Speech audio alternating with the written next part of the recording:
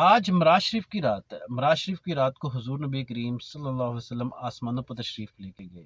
اگر یوں کہا جائے کہ رب العزت نے اپنے محبوب کو اپنے پاس بلایا اور سیر کروائی، اور وہ ہر ایک چیز دکھائی، جنت بھی دکھائی، دوزخ بھی دکھائی، عرش بھی دکھایا، فرش بھی دکھایا، اپنے نبیوں سے بھی ملوایا، ہر ایک چیز دکھائی گئی جو رب الکائنات نے اپنے محبوب کے لیے بنائی گئی تھی۔